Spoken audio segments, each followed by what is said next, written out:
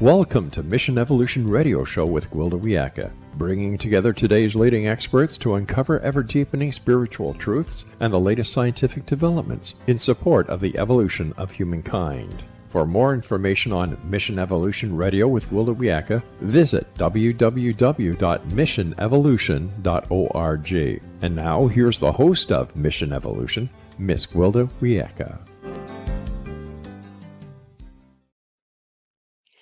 Many view the body as only physical in nature. But is there more to it? What if one of the body's major functions is to ground us into physical reality? What if our bodies are a major gateway to evolution? Can structural imbalances impinge on this amazing and very necessary ability? Mission Evolution Radio TV show is coming to you on X-Zone Broadcast Network and Simul TV. We are produced by REL-MAR McConnell Media Company with studios and corporate offices in St. Catharines, Ontario, Canada. With us this hour to explore the body's major role in presence and evolution is Mary Bond. Mary is the author of Body Mandala, Posture, Perception, Presence. She trained directly with Dr. Ida Rolf, the originator of structural integration. Her 3 books based on Rolf's philosophy of gravity is a healing force for human transformation have been translated into 5 languages. Her website, healyourposture.com. Mary, thank you so much for joining us on Mission Evolution. Gwilda, it's my big pleasure to meet with you and talk with you and your listeners. So it's amazing to me. You studied with Ida Rolf. What drew you to study Rolfing in the first place? Well, because I got Rolfed. You know, I had. I'm so sorry to hear that. Well, no, I had the experience. I was in a dance program at UCLA studying to get my degree in choreography. And my roommate, who I knew could not do a double pirouette, suddenly was doing them in the ballet class. And I was like, well, what happened to you? And so what happened was that she became better aligned through this body therapy, manual therapy called structural integration. So I thought, well, I got to get me some of that. And then Dr. Rolf came to town. She came to give a sort of demonstration, and she was talking about gravity. And I was so interested in how the body worked as a dancer. And actually, my ballet teacher had been talking about gravity. So I kind of perked up. And I asked her if I could study with her.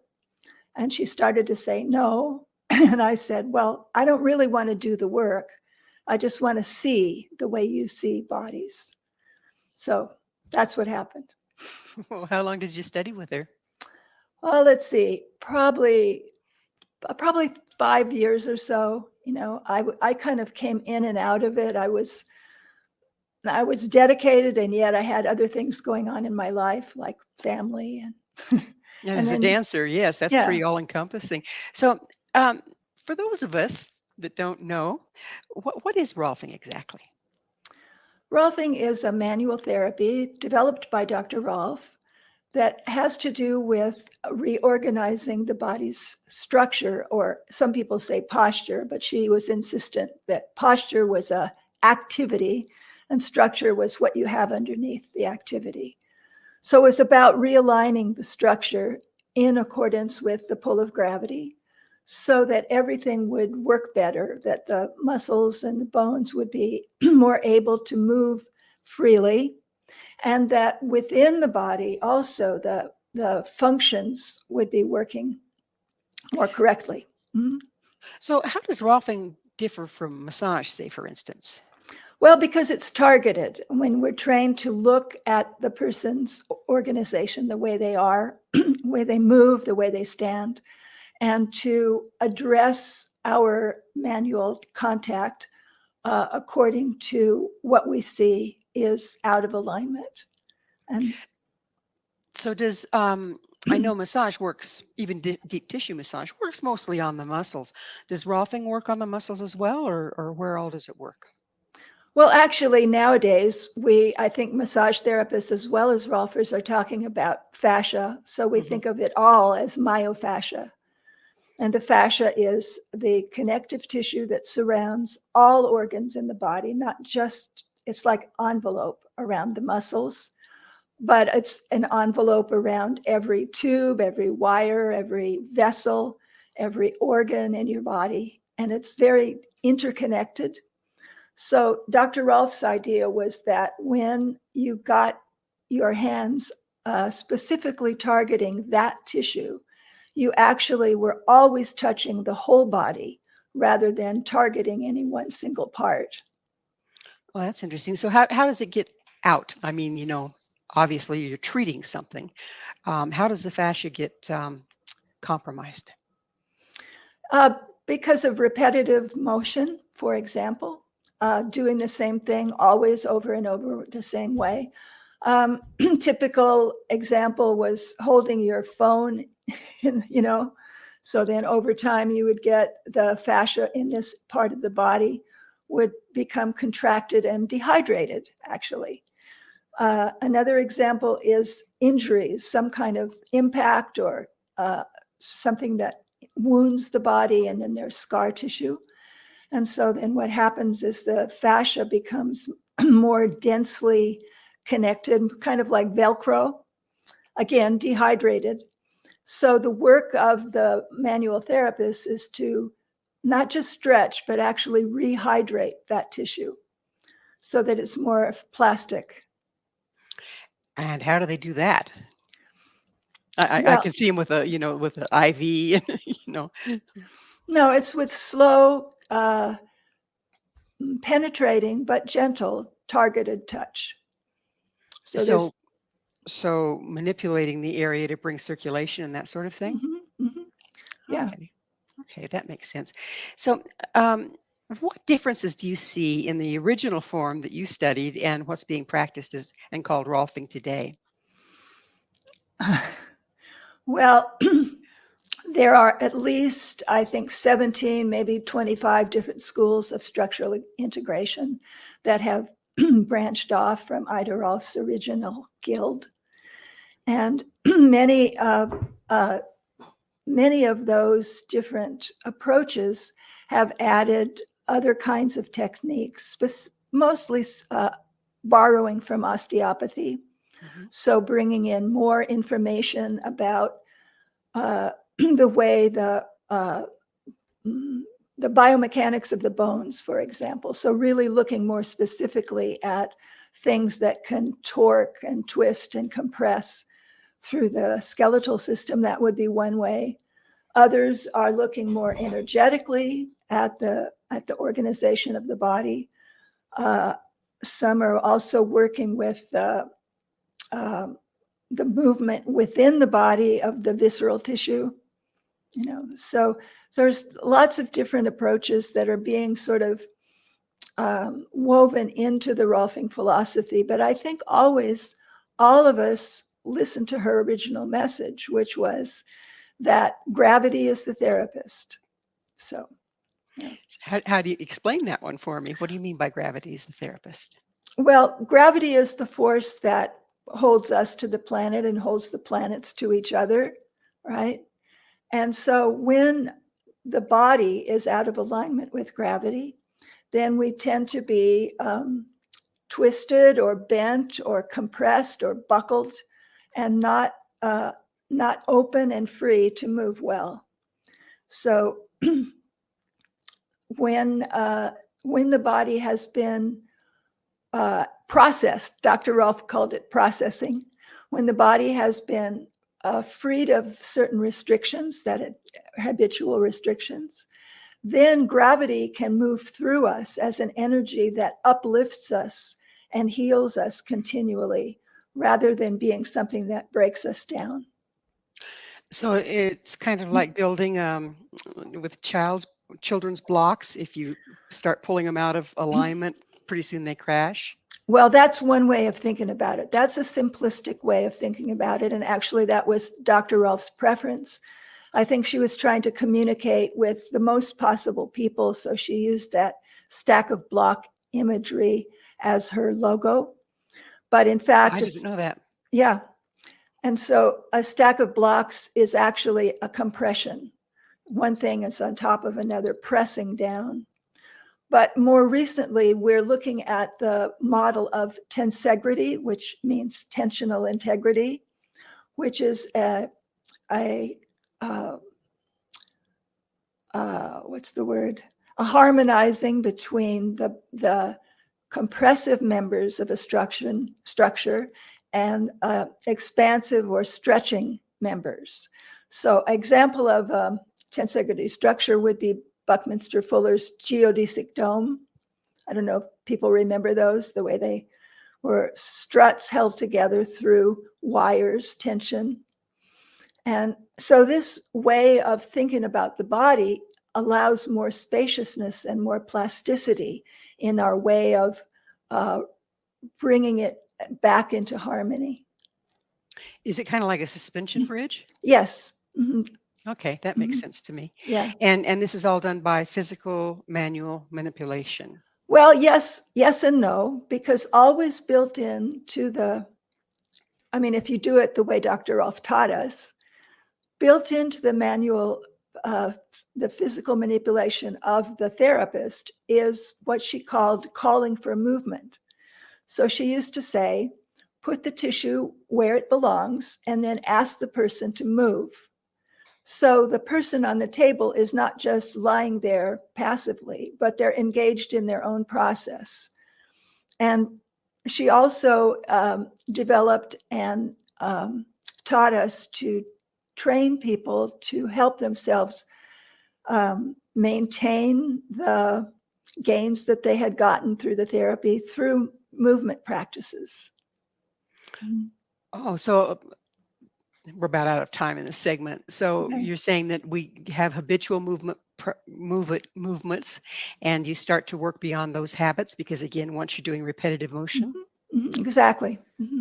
Pretty fascinating. It is. That's the part that I love.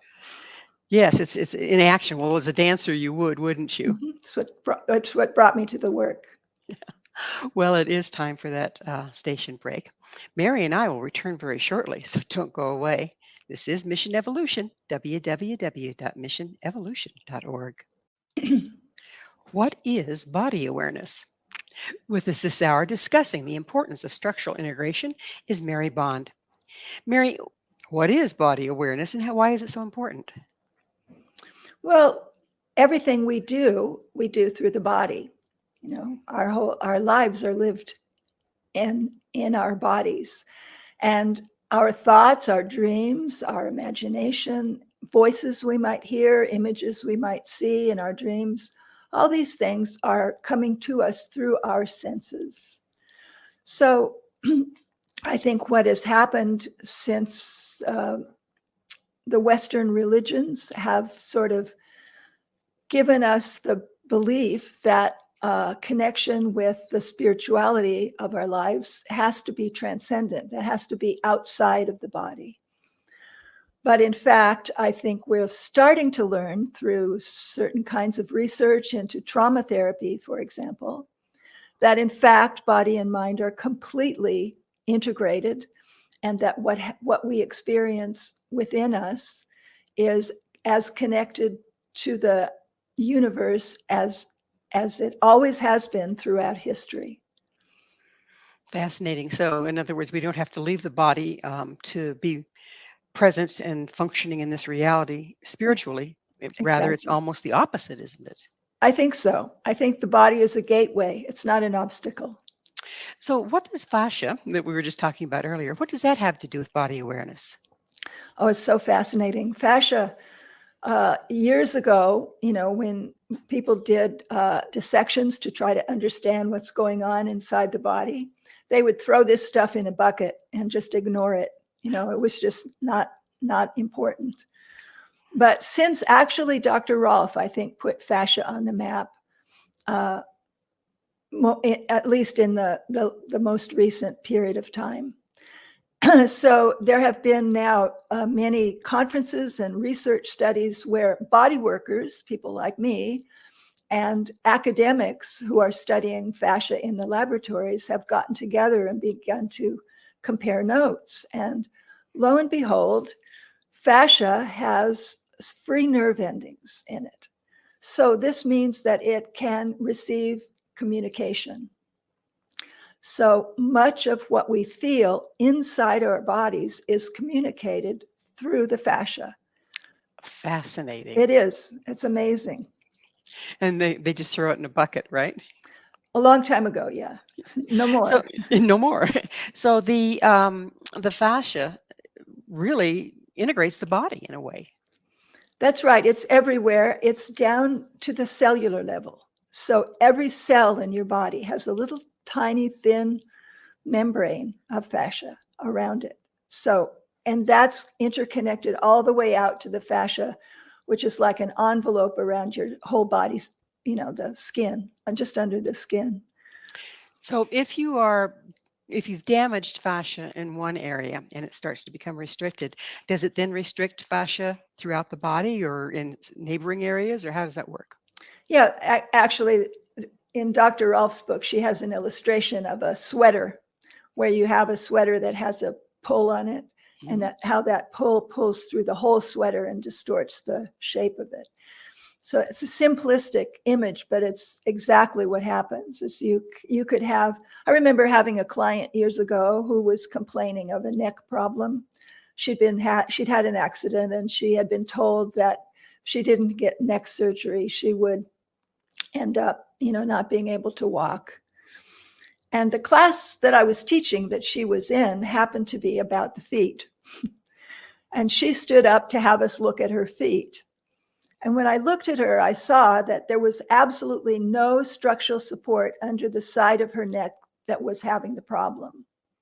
So later on, I had the chance to work with her several times and to not only manipulate her feet and her legs and her spine, but also to teach her that she could bear her weight through that foot and thereby relieve the neck problem. So from head to toe. So if we've been in an accident and we favor a limb, and I, as a body worker, I've seen this happen. You favor a limb, and then the injury's gone, but you still now are habitually favoring that limb. Does that indeed impact the entire body? Yes. So we continue to have some kind of movement pattern that has maybe originated 30 years ago, but we don't remember, or we don't realize it, or we don't think it's important, right? Until something else happens, and then the body is no longer as adaptable as it could have been. So one of the things that our modern era is plagued by is automobile accidents. How does that impact the fascia? I mean, we're always in either just a fender bender or some major accidents, and most everybody's experienced it. How does that impact this whole thing? well, that's a blow to the body. So it's like you have a blow to the body, and the body tries to secure itself, tries to stay safe, and so the muscles contract, and then they stay contracted, and then the fascia says, "Oh, okay." I mean, I'm being silly, but it's like the fascia says, "Okay, you want to stay in that position? Okay, we'll just tighten up this part of your neck, and that's how you'll be." So it's protective, but it's not totally intelligent. Well, we've heard, or I have certainly, of holding emotion in the body. Do you work with that, and how does that impact this fascia? Well, emotional impact is just like like a fender bender. Something comes at you, harsh words, or even a physical blow. That is like a wound, even though you might not see it. There might not be any blood, but something happens in the body, and something in you stops and says, I have to stabilize and protect myself from this. And so you build some kind of, not exactly, could be a wall, or it could be just a barrier to things coming in anymore from that direction, And you can see that in people's posture sometimes. Sure. Yeah. It's like a Yeah. wincing. Mm-hmm. Yeah, exactly. So We hear a lot about starting to see how Dr. Rolf had a good idea, right? exactly. And how long ago was this? So we hear a lot about being present and grounded. How do these concepts relate to Rolfing? Well, let's take this example of some kind of emotional impact that has happened to somebody. And let's say the response has been to lift themselves up, to hold themselves up and hold themselves together. This is pretty common. I'm kind of doing it right now. You can kind of feel it. I've pulled up through the bottom of my pelvic floor, contracted my buttocks, contracted my diaphragm, and I'm holding myself up. Okay. So I'm not grounded, right? Instead of allowing the planet to support me, I'm trying to support myself. I'm doing all the work, right? So the therapy would be to invite the whole system to learn again how to trust the ground, which also has implications about how to trust other people, how to trust life itself, right? So grounding into the planet, I think, has a huge implications for someone's life. And to be able to settle and relax again and rest and feel like I have something underneath me. I have something at my back and I'm okay. It's not a quick learning experience, but it's essential in order to be able to be free of that, whatever it was that caused you to grab yourself. So that holding yourself in a posture like that is energy expensive as well, isn't it? Oh, it's exhausting. Yeah. Yeah. It's exhausting. And I've also heard that you can actually take on a person's posture, examine how they're standing and stand like them. And pretty soon you're starting to feel the emotions they do. Have you worked with that at all? That's a phenomenon called mirror neurons. We have little cells in our brains that mirror the movements of other people. And so, for example, if you're watching a ballet, let's say, and what makes you enjoy what you're seeing, the movement and the beautiful costumes, all of that is because you're actually feeling that in your own body. If you've studied ballet, for example, then in that case, you would enjoy it even more because your mirror neurons would be educated, right? So, but we use this all the time in terms of talking to other people, being with other people, because we mirror what they are feeling, because what we feel is always expressed in movement, even though the movement might be very, very tiny. So then if we take this forward, if we have restrictions in the fascia that prevent us from taking on particular positions, we're limited in our ability to mirror? I think so. I think so. And so interaction is impinged. Yeah. And you see that with people who've experienced terrific trauma, that they pull back from social engagement. They have less capacity to be present with others. And being present involves being balanced and in cooperation with rather than fighting gravity? Being present for me is being able to be with, for example, you right here, right now, rather than worrying about what I'm going to do tomorrow or what I did yesterday, right? So I'm trying to give you a good example of being present. It's the feeling of being supported by gravity that I kind of described earlier, that you're here, you're okay, you trust what's going on, you feel safe. So therefore you feel adaptive to what's going on and responsive and creative and open. All of those things are available when you're present. If you're not present, if you're worrying or remembering, then you're not as available to what's going on right now. And therein lies our power, yes? Right. I think so. Well, it's time again for us to take a station break. Mary and I will be right back to continue our discussion. So stay right there. This is Mission Evolution, www.missionevolution.org. What is embodied presence? This is Mission Evolution, missionevolution.org. With us discussing Ida Rolf's work is Mary Bond. Her latest book is Body Mandala, Posture, Perception, Presence. So, Mary, that's the $64 question. What is embodied presence versus disembodied presence? Well, let's see if I can say something about presence first. If you're not present, so we were just talking about this, that's when you stub your toe, right? When you're not present, you're not all there. You stub your toe, and part of that is that you're not in your body at that moment, right? Similarly, when you're not present, you're thinking about whatever, something, that's when you back up and bump your bumper into this other car, right? That's when that happens. Also, I think presence is, as we were saying earlier, the body is a gateway rather than an obstacle to whatever wisdom might come to us from the greater universe, right? And it's when we're present that we're able to open ourselves to receive that.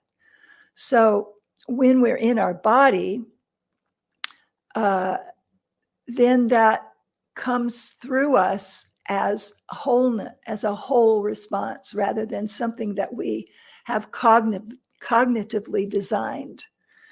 You know, you can just be present with your mind, and it's, I think, much less compassionate, much less gentle, much less open. But when you have the body, there's something that allows you to connect with all bodies, with all, that we're all connected to one another as well as to the planet. So So the body puts out an electromagnetic field. Is it through that electromagnetic field, if we're in the body to detect it, that we connect to others? I suspect that's correct. You know, I don't think about things in those terms. I'm thinking more in terms of the more pedestrian idea of perception, you know. But I think that we are energy and that we're surrounded by energy. I read something recently that I quite like, but I can't remember where I read it. And if anybody listening knows where I read it, I would love to have you send me an email. What it was that everything is made up of light, heat, and gravity. Yeah, I think that's true. So that's true of our interactions as well.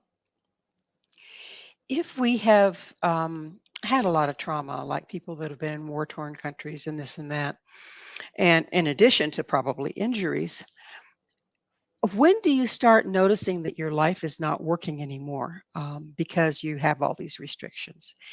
And do you think Rolfing can treat that? Oh, I do. I think people are so traumatized. There's a wonderful program. I wish I could remember the name of it, but it's working with therapists in countries surrounding Ukraine to teach them how to intervene and help people who've been traumatized by the war there. And I think there have been many such programs over the years. They're always small because we are alternative health. You know, we're not medical mainstream. But I think that being able to be in communication, either physically or through words and whatever kind of therapy there can be, as immediately as possible, helps such people to overcome or at least manage the dire circumstances in which they've been thrown to. When you say immediately, is that because the sooner you treat it, the less embedded it gets in the body? I believe that's true. I don't know for sure. Yeah. Pretty fascinating. So let's talk a little bit about surgery. What happens when you cut through the fascia in surgery? What happens? Same thing as if you had a knife wound from a burglar. It's still an injury. I mean, it's an injury in a positive sense, a positive injury that has saved your life. But all the same, there's going to be a network of increasingly dehydrated scar tissue that develops around that wound, and which would be extremely beneficial to have someone who knows what they're doing work with that tissue and soften it, relieve it, so that the scar tissue of the positive wound doesn't end up being a negative, have a negative impact on the system as a whole. And Rolfing can do that. Not just Rolfing, but other kinds of modalities as well that are focused on whole body healing. Does it matter how long it's been? So say, for instance, a person had surgery 20 years ago, and now they're just hearing about this, and they know that hip has never moved the same since the surgery has healed. Can you go into it now and still have an impact with these therapies? Yeah, absolutely. I not too long ago, I worked with a woman who'd had several cesarean surgeries, several cesarean births, and had a terrific scar across her abdomen that was pulling her down and in. And just relieving that scar, it took a long time, more than one session. And scar work is very slow, very gentle. It's not rough. You're not trying to suddenly make this all smoothed out. You have to be kind and gentle and patient with that tissue. But over time, that whole compression in her gut area softened and opened up, and she was able to stand much more upright and move much better through her legs. I understand scar tissue is fairly insidious. Does it kind of regrow and you have to get back in there and coax it to soften again? Is that why it takes more than one session? It depends on what the scar is about, where it is and so on. So, Okay. but it's not, the scar doesn't just stay where it is, but it sort of sends out little feelers around it. And so all those little feelers, do they become restrictions? Yeah, they're as well? restrictions. Yeah, it's all restrictions. Yeah. So you want things to be moving. And so when I'm saying moving, it's not like, a great big movement, but it's when you put your hands on a body, you can feel whether it feels solid or whether it feels like there's energy or blood or, gentle movement moving through it. And the more impinged we are, the less movement and the less life, really. Exactly. Interesting. Let's talk a little bit about how this impacts our functioning in the world, not just our physical functioning, but our productivity, our creativity. Well, as you said, it takes a lot of energy to hold something back, right? It takes a lot of energy to maintain a protective stance. So that means that you have that much of yourself devoted to maintaining the status quo, which I think probably distracts from your creative output, from your ability to come forward into the world with your whole beingness, with all the things that you're capable of. Yeah. So. Yeah, restrictions are restrictions, huh? Yeah, there you go. You suggest that an awareness of space around the body influences how the body functions. Would you explain that, please? Absolutely. So, if you don't mind, I would give the readers or the listeners an example. So, for example, if you right now imagine that you're holding your phone, your device in your hand, and you're scrolling through it, and you're looking for an urgent text from somebody, and just put yourself into that frame of mind and that sense in yourself. And notice, if you stay that way for just another few moments, how you're breathing, how the breathing feels, how your body feels, and how comfortable you are. And then let's just put the phone down for a moment and imagine if you stretch your hands way out to, touch the walls on either side of you. And imagine that you can see, let your awareness, your eyes, take in that space through your peripheral vision, not your focus. Your focused vision was looking at the phone. Now you're using more of your peripheral vision to sense the space around you. Imagine the space behind you. You know what's there because you walked through it to get to where you are. So there's space behind you, space all around you, space above your head. Notice your breathing in that situation. Notice the way your body is, the way you're sitting, and your comfort. And then, because I can't stop giving a lesson, see if you can keep that openness and pick up the phone again and look at it, but don't lose the space. Keep the space. There's a challenge, and we walk every day focused on the phone at this point. Yes, and there's becoming more and more injuries and more posture problems and more breathing problems. Neck, it's like text neck people have. And when you have text neck, it's very hard to breathe through the nose. So people begin to open the mouth, and you have more and more people with slack jaw, just, like that. So that impacts the ability. Not only does it impact breathing, which is a problem, but it also impacts the ability for the head to rise up above the neck. Also, doesn't it impact your feeling of safety in the world if you aren't aware of the world around you? Absolutely. If our ancestors weren't aware of the space around their bodies, they would have been lunch. They wouldn't have been catching lunch. They would have been lunch. And we end up being a spot on the pavement. Yeah.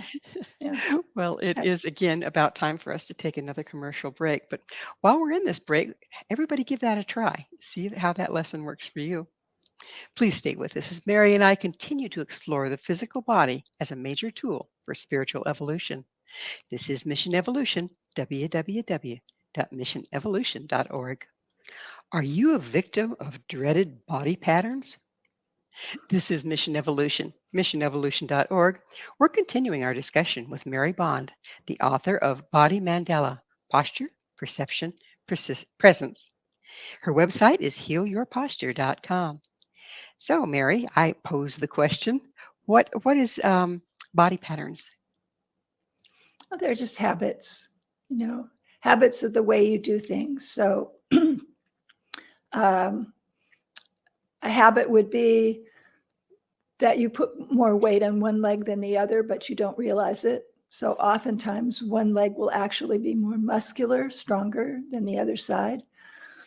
Over time, that whole side of the body becomes more compressed.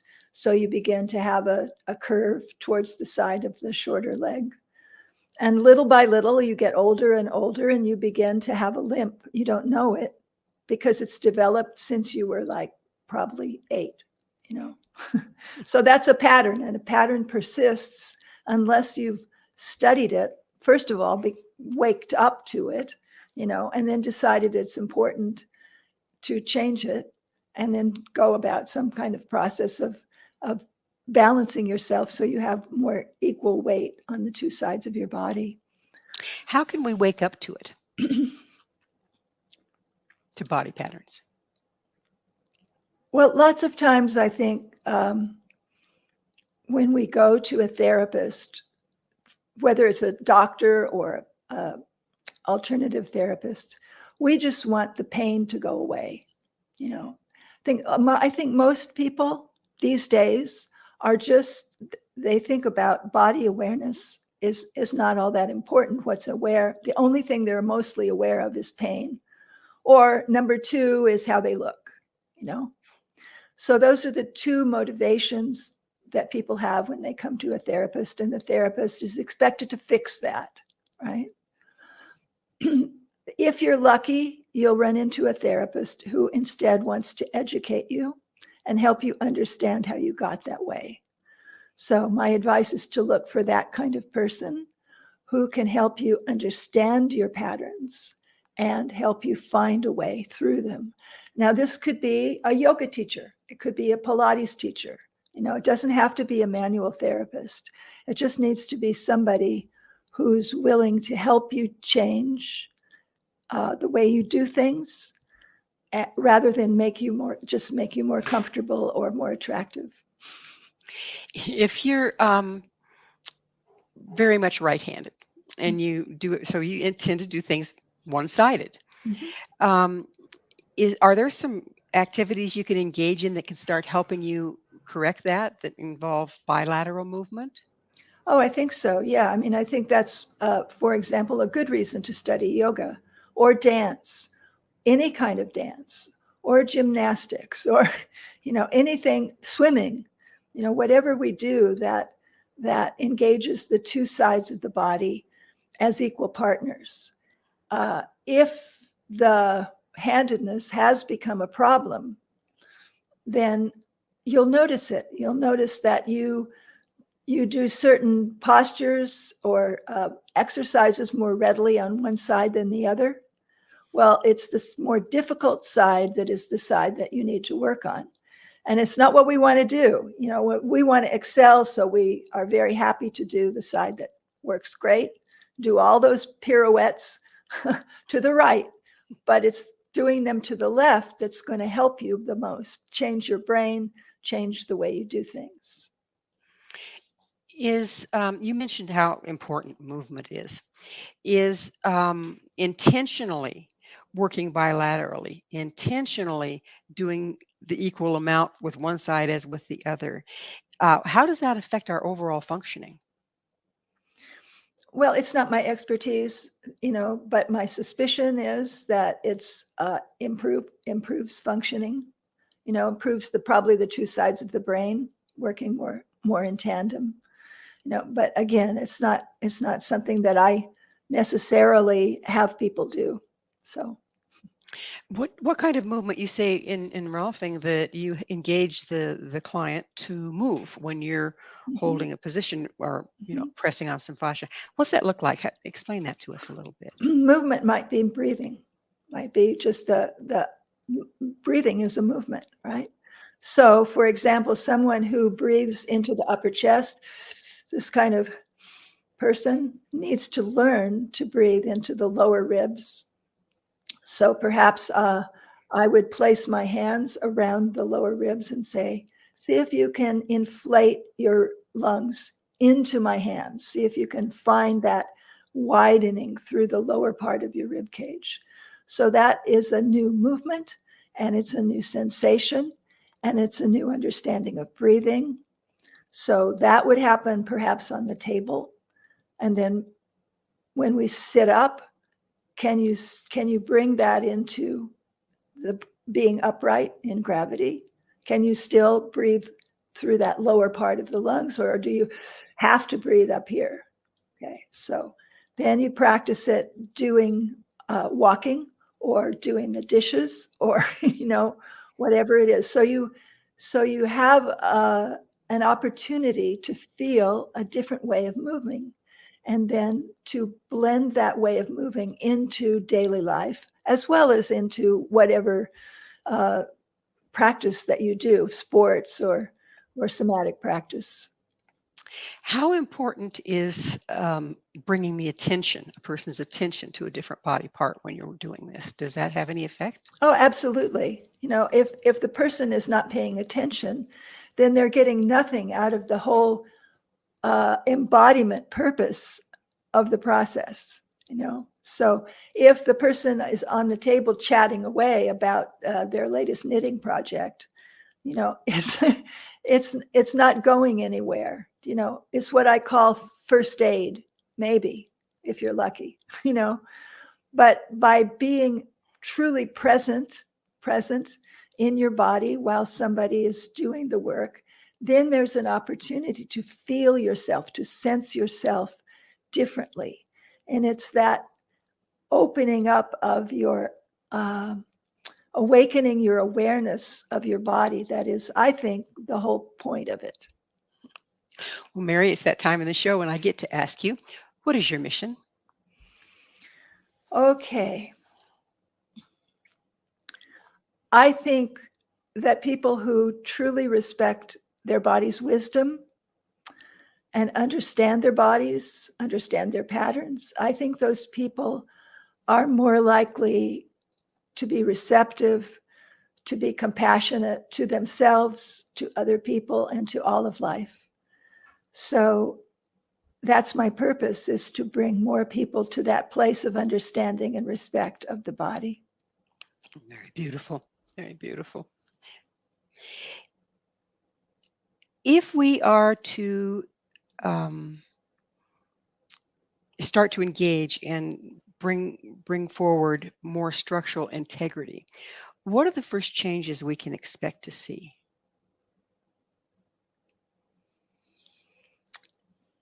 It's so various. People are so different, you know.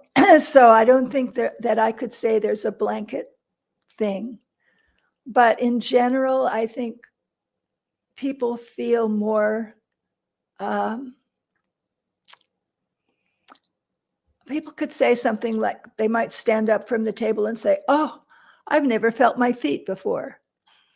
My God, I have feet. Right? Or my breathing is amazing. I didn't know that I had such capacity in my rib cage. Or, gosh, I went home and I was able to talk to my husband without fighting with him. You know? So, you know, all kinds of things can happen when you begin to intervene in the system in a holistic way that allows the person, the system, the body mind to let its own wisdom come forth. Okay. So here's a good one for you. What is a body mandala? Oh, I made it up. You know, a mandala is an image used often in Hindu and Buddhist practices, but other religions as well. It's an image used to focus the mind for meditation. And it usually has a container around it with a central idea, which is whatever the central image is, has to do with self-realization or enlightenment. And there are usually gates on the four sides of the mandala. So those represent pathways into the center. So for myself, when I wrote this book, I thought, well, the purpose of this book is really body awareness. But there are many avenues towards that central self-realized embodied presence that I'm looking for. And one of them is posture. Posture is the most accessible to most people. Most people are aware of that. Movement, how you move, how you walk, what the rhythm of it is, how it's basically your movement. That's another access point. Third access point is what you feel, your senses, what you hear, and the impact of what you hear on your body. And the third one is your self-expression. So, for example, your self-expression in walking would be different when you're taking out the garbage than when you're going to see your best friend. You know, you walk differently in those two ways.